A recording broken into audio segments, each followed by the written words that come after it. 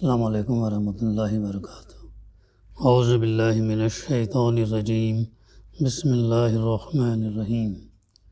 والذین جاءوا من بعدهم یقولون ربنا اغفر لنا ولاخواننا الذین سبقونا بالایمان ولا تجعل فی قلوبنا غلا للذین آمنوا ربنا انک رؤوف رحیم۔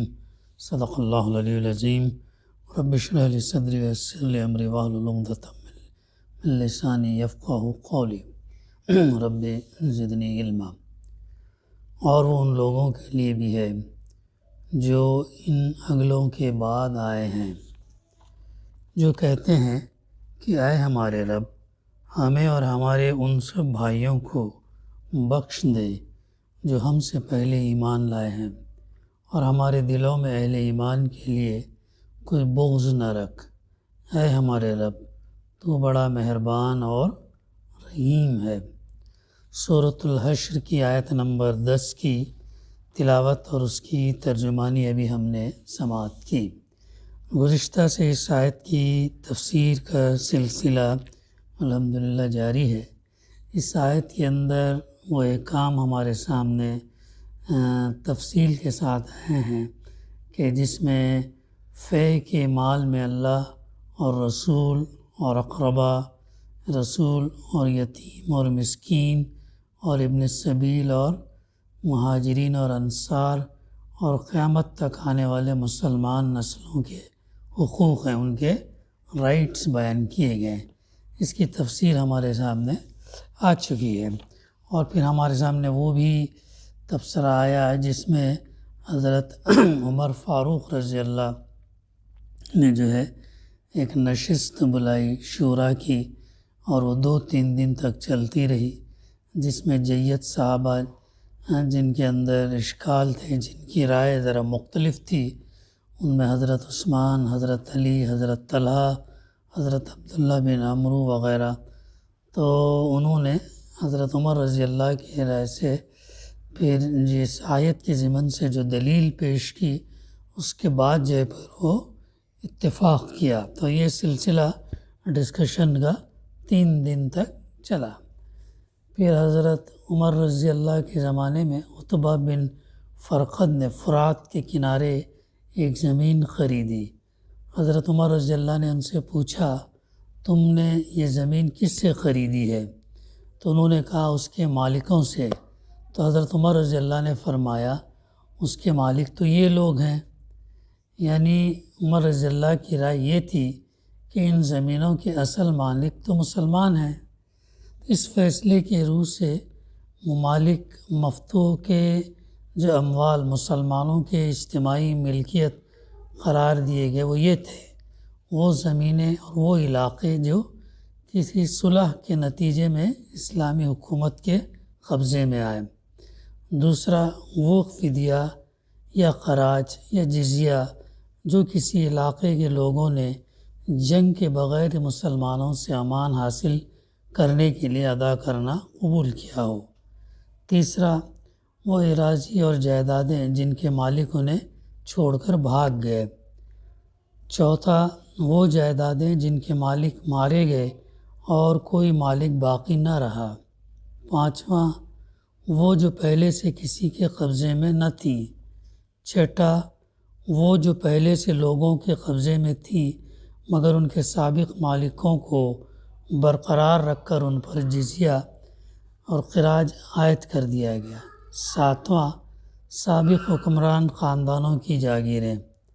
آٹھواں، سابق حکومتوں کی املاک۔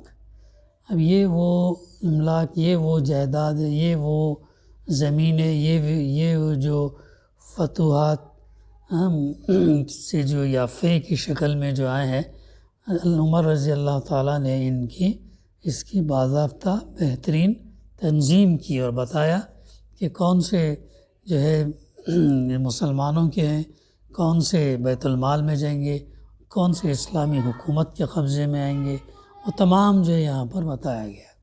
اب آج کے دور میں اگر ہمیں دیکھیں کہ بہت سارے مسلمانوں کی زمینیں اوقاف کے اندر چلی جاتی ہیں، اور اوقاف کا کام ہوتا کیا ہے یہ تو بعد میں آیا۔ اوقاف ہونا تو یہ چاہیے تھا کہ اگر خلافت ہوتی، اسلامی ریاست ہوتی، خلیفہ ہوتا تو پھر وہ اسلامی مملکت کے اندر، اسلامی ریاست کے اندر، خلافت کے اندر وہ چیزیں آ جاتی۔ اور نہیں رہنے کی وجہ سے جو ہے ادھر ایک باڈی بنائی گئی اوقاف، اوقاف کے اندر وہ چیزیں آتی۔ لیکن آج دیکھا یہ جا رہا ہے کہ ان اوقاف کے ذریعے سے زمینوں کی صحیح نگرانی نہیں ہو رہی ہے، اور اگر ہو بھی رہی قبضے میں لینے کے بعد میں بھی اوقاف سے کیا کر رہے لوگ، کچھ ایگریمنٹس کی بنیاد پر، کچھ خرید و فروخت کی بنیاد پر لے کے کنسٹرکشنز کر لے رہے اوقاف کی زمینوں پر۔ جو ایک سروے کے مطابق ایک بات یہ آئی تھی کہ ہندوستان کے اندر اوقاف کی زمین اتنی ہے کہ اگر اس کی آمدنی اگر سالانہ اگر یہ اگر ناپا جائے، کاؤنٹ کیا جائے تو وہ نیئرلی 50,000 کروڑ تک ہوں گی، بتائیں 50,000 کروڑ۔ اور یہ 50,000 کروڑ کی رقم مسلمانوں میں صحیح طریقے سے اگر اس کا ڈسٹریبیوشن ہو، اس کا استعمال ہو، اس کا کام ہو تو جو ہے کتنا بڑا فائدہ ہو سکتا ہے، لیکن نہیں ہو پا رہا ہے۔ بہت ساری ایسی زمینات ہیں، بہت سارے جو مسلمان آزادی کے وقت یو پی سے، بہار سے، پنجاب سے، ادھر سے زمینات گھر ور چھوڑ کے، مساجد وغیرہ چھوڑ کے پاکستان چلے گئے، وہ ادھر ایسے ہی بھی ہوئی۔ پنجاب کے اندر ہی بتایا جاتا ہے کہ کتنی جائیداد، کتنی پراپرٹی جو ہے اوقاف، لیکن اوقاف کے اندر ہے بھی نہیں۔ تو یہ کیا ہے، یہ قوانین قرآن مجید نے ہم کو دیا، اور عمر رضی اللہ نے اس کی باضابطہ جو ہے اس کی جو ہے تعریف اور اس کو ڈیفائن کیا آیات کی روشنی میں اور اللہ کے رسول صلی اللہ علیہ وسلم کے احادیث ہے۔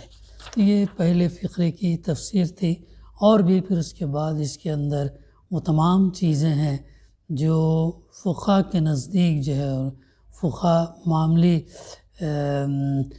اختلاف رائے کے ذریعے سے جو ہے ان کی اصطلاح میں جو ہے کچھ معاملی ڈفرینسز سے انہوں نے وہ قوانین و ضوابط جو ہے دیے ہیں۔ تو اس طریقے سے یہ بات یہاں پر ہمارے سامنے آتی ہے۔ پھر آگے فرمایا جا رہا اس آیت میں، اور یہ لوگ جو کہتے ہیں کہ اے ہمارے رب، ہمیں اور ہمارے ان سب بھائیوں کو بخش دے جو ہم سے پہلے ایمان لائے، اور ہمارے دلوں میں اہل ایمان کے لیے کوئی بغض نہ رکھ۔ اے ہمارے رب، تو بڑا مہربان اور رحیم ہے۔ یہ آیت جو ہے بہت اہم ہے، یہ فقرہ خصوصاً، اس میں اگرچہ اصل مقصود جو ہے صرف یہ بتانا ہے کہ فے کی تقسیم میں حاضر اور موجود لوگوں کا ہی نہیں بلکہ بعد میں آنے والے مسلمانوں اور ان کی آئندہ نسلوں کا حصہ بھی ہے، لیکن ساتھ ساتھ اس میں ایک اہم اخلاقی درس بھی مسلمانوں کو دیا گیا، اور وہ یہ ہے کہ کسی مسلمان کے دل میں کسی دوسرے مسلمان کے لیے بغض نہ ہونا چاہیے، اور مسلمانوں کے لیے صحیح روش یہ ہے کہ وہ اپنے اسلاف، پرانے ہمارے لوگ، ان کے حق میں دعائے مغفرت کرتے رہیں، نہ یہ کہ وہ ان پر لعنت بھیجیں اور تبرہ کریں، ہے نا۔ اسی لیے کہا گیا نا کہ جو حیات، جن کا انتقال ہو گیا ہے، ان کے بارے میں برا بھلا مت کہو، اب ان کا معاملہ اللہ کے ساتھ ہے، قیامت کی دم نہ وہ فیصلہ ہوگا، اب تمہارا کام نہیں ہے کہ تم ان کے تعلق سے کچھ بات کہو۔ تو یہ تمام چیزیں تو مسلمانوں کو جس رشتے نے ایک دوسرے کے ساتھ جوڑا ہے وہ دراصل کیا ہے، ایمان کا رشتہ ہے۔ اگر کسی شخص کے دل میں ایمان کی اہمیت دوسری تمام چیزوں سے بڑھ کر ہو تو لا محالہ وہ ان سب لوگوں کا خیرخواہ ہوگا جو ایمان کے رشتے سے اس کے بھائی ہیں۔ ظاہر ایمان ہی وہ چیز ہے جو انسان کو ایک دوسرے سے، مسلمان کو ایک دوسرے سے قریب کر دے، بلکہ ایمان کا ہی رشتہ جو ہے بہت اہم ہے۔ خونی رشتے کے مقابلے میں ایمان کا رشتہ زیادہ اہمیت کا حامل ہے۔ دیکھیں نا، جنگ بدر میں، جنگ احد کے اندر خونی رشتے بھی ایک دوسرے کے خلاف لڑ رہے تھے، ایمان کی خاطر اور ایمان کے خلاف لڑنا ہے، تو وہاں پر رشتہ کام کیا آ رہا تھا؟ ایمان کا رشتہ ہی کام آ رہا تھا۔ اور ہجرت کے وقت بھی ہم نے دیکھے کہ کس طریقے سے بھائی بھائی جدا ہو گئے ایمان کی بنیاد پر، ماں باپ جدا ہو گئے ایمان کی بنیاد پر، بیوی شوہر جدا ہو گئے، اولاد ماں باپ جدا ہو گئے، تمام واقعات ہمارے سامنے۔ تو ایمان کا رشتہ جو ہے نا دوسرے رشتوں کے مقابلے میں اہم ہے اور بہت امپورٹنٹ ہے، اور اس کو اہمیت دینی چاہیے، یہ بتایا جا رہا۔ تو ان کے لیے جو اگر ایمان جس کے دل میں ہوگا تو کیا ہوگا؟ ایمان والوں کا خیرخواہ ہوگا، ویل وشر ہوگا، اور ایمان کے رشتے سے وہ اس کے دینی بھائی ہوں گے، ایمانی بھائی ہوں گے۔ ان کے لیے بدخواہی اور بغض اور نفرت اس کے دل میں اسی وقت جگہ پا سکتی ہے جب کہ ایمان کی قدر اس کی نگاہ میں گھٹ جائے اور کسی دوسری چیز کو اس سے زیادہ اہمیت دینے لگے۔ لہٰذا یہ عین ایمان کا تقاضا ہے کہ ایک مومن کا دل کسی دوسرے مومن کے خلاف نفرت اور بغض سے خالی ہو۔ اس معاملے میں بہترین سبق ایک حدیث سے ملتا ہے جو نسائی نے حضرت انس رضی اللہ سے روایت کی ہے۔ ان کا بیان ہے کہ ایک مرتبہ 3 دن مسلسل یہ ہوتا رہا کہ اللہ کے رسول صلی اللہ علیہ وسلم اپنی مجلس میں یہ فرماتے کہ اب تمہارے سامنے ایک ایسا شخص آنے والا ہے جو اہل جنت میں سے ہے۔ سب بیٹھے ہوئے صحابہ، تو آپ نے فرمایا کہ ایک ایسا شخص آئے گا جو اہل جنت میں سے ہے، اور ہر بار وہ آنے والے شخص جو ہے انصار میں سے ایک صحابی ہوتے تھے، ایک ہی صحابی ہوتے تھے، ہر بار وہی ہوتے تھے۔ تو یہ دیکھ کر حضرت عبداللہ بن عمرو بن عاص کو جستجو پیدا ہوئی کہ آخر یہ کیا عمل ایسا کرتے ہیں جس کی بنا پر اللہ کے رسول صلی اللہ علیہ وسلم نے ان کے بارے میں یہ بار بار خوشخبری سنائی ہے۔ چنانچہ وہ ایک بہانہ کر کے 3 روز مسلسل ان کے گھر جا کر رات گزارتے رہے تاکہ ان کی عبادت کا حال دیکھیں، معلوم کریں کہ وہ کیا عبادت کرتے ہیں، کیسی عبادت کرتے ہیں، جس کی بنیاد پر اللہ کے رسول صلی اللہ علیہ وسلم دنیا میں ان کو جنتی کہہ رہے ہیں۔ تو دیکھیں، مگر ان کی شب گزاری میں کوئی غیر معمولی چیز انہیں نظر نہیں آئی، کوئی غیر معمولی عمل جو ہے نظر نہیں آیا۔ ناچار انہوں نے خود انہی سے پوچھ لیا کہ بھائی آپ کیا عمل ایسا کرتے ہیں جس کی بنا پر ہم نے اللہ کے رسول صلی اللہ علیہ وسلم سے آپ کے بارے میں عظیم خوشخبری سنی ہے۔ تو جب ان سے سوال کیا تو انہوں نے کہا میری عبادت کا حال تو آپ دیکھ ہی چکے ہیں، جو 3 دن ساتھ میں رہے رات میں، تو ان کی عبادت کیا ہے انہوں نے دیکھ ہی لیا۔ تو بولے کہ بھائی تم نے تو دیکھ لیا میں کیا عبادت کرتا ہوں، کیا پڑھتا ہوں، کیا کرتا ہوں۔ البتہ ایک بات ہے جو شاید اس کی موجب بنی ہو، اور یہ ہے کہ ہو سکتا ہے کہ ایک بات انہوں نے کہا کہ ہو سکتا ہے اس کی وجہ سے جو ہے اللہ کے رسول صلی اللہ علیہ وسلم نے کہا ہوگا کہ کیا بات بتائی انہوں نے؟ میں نے اپنے دل میں کسی مسلمان کے خلاف کپٹ نہیں رکھتا اور نہ کسی ایسی بھلائی پر جو اللہ نے اسے عطا کی ہو اس سے حسد کرتا ہوں۔ 2 چیز بتائیں، نہ کپٹ بغض، نہ یہ اور نہ حسد اس کے بارے میں۔ کلیئر ہے، دل خیر خواہ ہے، ویل وشر ہے، یعنی کتنی بڑی اخلاقی تعلیم اس کے اندر جو دی جا رہی۔ حالانکہ کوئی خاص، چونکہ ایک اس سے ہم سمجھ سکتے ہیں اللہ تعالیٰ تو ہماری عبادتوں سے بے نیاز ہے۔ تمام دنیا مل کر 5 وقتہ تہجد تلاوت سب کرے تب بھی اس کی عزت بڑھے گی نہیں، اور پوری دنیا مل کر اس کی نافرمانی کرے تب بھی اس کی عظمت عزت تمام صفات اس کی گھٹیں گی نہیں، تو بے نیاز ہے وہ اللہ۔ تو یہ عمل سے زیادہ یہاں پر اخلاقی تعلیم اس کی یہ دی جا رہی کہ ایک مسلمان جو ایمان والا ہو وہ دوسرے مسلمان ایمان والے کے لیے خیرخواہ ہونا چاہیے، ویل وشر ہونا چاہیے۔ اس کے اندر بغض، کینہ، کپٹ، یہ جو دل کی بیماریاں ہیں وہ چیزیں، حسد، یہ نہیں رہنا چاہیے، بلکہ اوپن رہنا چاہیے۔ یہ سبق ہم کو جو ہے اس سے ملتا ہے۔ اب آگے تفسیر میں اس کا یہ مطلب نہیں ہے کہ کوئی مسلمان اگر کسی دوسرے مسلمان کے قول یا عمل میں کوئی غلطی پاتا ہو تو وہ اسے غلط نہ کہے، ایسی بات بھی نہیں ہے۔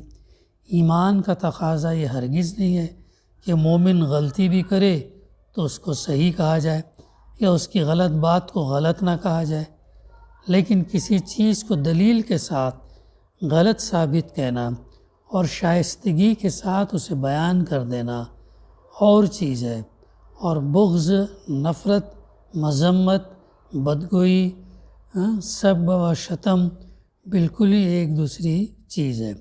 یہ حرکت زندہ معاصرین کے حق میں کی جائے تب بھی ایک بڑی برائی ہے، لیکن مرے ہوئے اسلاف کے حق میں اس کا ارتکاب تو اور زیادہ بڑی برائی ہے۔ ابھی زندہ رہنے والوں کے بارے میں یہ ہے، لیکن مرنے والوں کے بارے میں اگر ہم کہیں گے تو کتنا بڑا یہ ہوگا، یہ یہاں پر بات، کیونکہ وہ نفس ایک بہت ہی گندا نفس ہوگا جو مرنے والوں کو بھی معاف کرنے کے لیے تیار نہ ہو۔ اس لیے مرے ہوئے لوگوں کے بارے میں نو ڈسکشن، ان کے بارے میں کچھ بولنا نہیں۔ اور ان سب سے بڑھ کر شدید برائی یہ ہے کہ کوئی شخص ان لوگوں کے حق میں بدگوئی کرے جنہوں نے انتہائی سخت آزمائشوں کے دور میں رسول اللہ صلی اللہ علیہ وسلم کی رفاقت کا حق ادا کیا تھا اور اپنی جانیں لڑا کر دنیا میں اسلام کا وہ نور پھیلایا تھا جس کی بدولت آج ہمیں نعمت ایمان میسر ہوئی ہے۔ اب اسی ضمن سے جو ہے وہ صحابہ کے تعلق سے اور دوسرے کے تعلق سے کوئی بری بات جو ہے نہیں کہنی چاہیے۔ ان کے درمیان جو اختلافات رونما ہوئے ان میں اگر ایک شخص کسی فریق کو حق پر سمجھتا ہو اور دوسرے فریق کا موقف اس کی رائے میں صحیح نہ ہو تو وہ یہ رائے رکھ سکتا کہ اور اسے معقولیت کی حدود میں بھی بیان کر سکتا۔ اب ہوا نا جنگ جمل کے اندر، جنگ صفین کے اندر دونوں گروہ میں صحابہ کرام تھے، لڑنا پڑا کسی ایشو۔ بہرحال اب اس کا کیا یہ حقیقت اللہ بہتر جان، لیکن ان کا ڈفرینس آف اوپینین تھا۔ تو ایسے مگر ایک فریق کی حمایت میں ایسا غلو کہ دوسرے فریق کے خلاف دل بغض اور نفرت سے بھر جائے اور زبان اور قلم سے بدگوئی کی تراوش ہونے لگے، ایک ایسی حرکت ہے جو کسی خدا ترس انسان سے سرزد نہیں ہو سکتی۔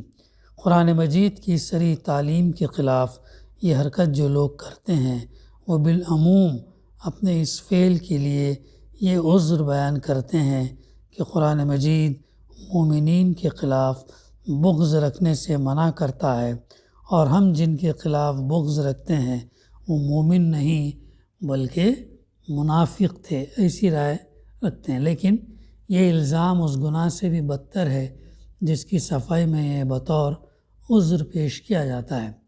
قرآن مجید کی یہی آیت جن کے سلسلے بیان میں اللہ تعالیٰ نے بعد کے آنے والے مسلمانوں کو اپنے سے پہلے گزرے ہوئے اہل ایمان سے بغض نہ رکھنے اور ان کے حق میں دعائے مغفرت کرنے کی تعلیم دی ہے۔ اسی لیے باتیں آئی نا کہ کیا یہ دعا آئی نا کہ کہتا ہے ہمارے رب ہمیں اور ہمارے ان سب بھائیوں کو بخش دے جو ہم سے پہلے ایمان لائے، ہمارے صحابہ، ہمارے اسلاف، مجاہدین اور جو تو ان کو، اور ہمارے دلوں میں اہل ایمان کے لیے کوئی بغض نہ رکھ، اور اے ہمارے رب تو بڑا مہربان اور رحیم ہے۔ کتنی پیاری دعا ہے، کتنی بہترین دعا ہے۔ یہ ہے تو مغفرت، تو یہ اہل ایمان سے بغض نہ رکھنے اور ان کے حق میں دعائے مغفرت کرنے کی تعلیم دی ہے۔ ان کے اس الزام کی تردید کے لیے کافی ہے۔ ان آیات میں ایک کے بعد دیگر 3 گروہوں کو فے کا حقدار قرار دیا گیا، اول مہاجرین، دوسرے انصار، تیسرے ان کے بعد آنے والے مسلمان۔ اور ان بعد کے آنے والے مسلمانوں سے فرمایا گیا کہ تم سے پہلے جن لوگوں نے ایمان لانے میں سبقت کی ہے ان کے حق میں دعائے مغفرت کرو۔ ظاہر ہے اس سیاق و سباق میں سابقین بالایمان سے مراد مہاجرین اور انصار کے سوا اور کوئی نہیں ہو سکتا۔ پھر اللہ تعالیٰ نے اسی سورہ حشر کی آیات 11 تا 17 میں یہ بھی بتا دیا کہ منافق کون لوگ تھے۔ اس سے یہ بات بالکل ہی کھل جاتی ہے کہ منافق وہ تھے جنہوں نے غزوہ بنی نذیر کے موقع پر یہودیوں کی پیٹھ ٹھونکی تھی، اور ان کے مقابلے میں مومن وہ تھے جو اس غزوے میں رسول اللہ صلی اللہ علیہ وسلم کے ساتھ شامل تھے۔ اس کے بعد کیا ایک مسلمان جو اللہ کا کچھ بھی خوف دل میں رکھتا ہو یہ جسارت کر سکتا ہے کہ ان لوگوں کے ایمان کا انکار کرے جن کے ایمان کی شہادت اللہ تعالیٰ نے خود دی ہے؟ تو یہ ہے جو ہے اس آیت کی ضمن میں تفسیر جو ہمارے سامنے آئی ہے۔ بقیہ انشاءاللہ آئندہ ہم سلسلہ جاری رکھیں گے۔ دعا ہے کہ اللہ سبحانہ وتعالیٰ ہمیں کہنے سننے سے زیادہ عمل کرنے کی توفیق عطا کرے، اور اس آیت کے اندر جو دعا ہم کو سکھلائی گئی اس پر ہم عمل پیرا ہوں، جس میں یہ کہا گیا کہ اے ہمارے رب، ہمیں اور ہمارے پہلے ہمیں، اس کے بعد میں ہمارے ان سب بھائیوں، دعا کرنے کا طریقہ بھی ہے، سب سے پہلے ہم، اس کے بعد ان سب بھائیوں کو بخش دے جو ہم سے پہلے ایمان لائے، اور ہمارے دلوں میں اہل ایمان کے لیے کوئی بغض نہ رکھ۔ اے ہمارے رب، تو بڑا مہربان اور رحیم ہے۔ وآخر دعوانا الحمدللہ رب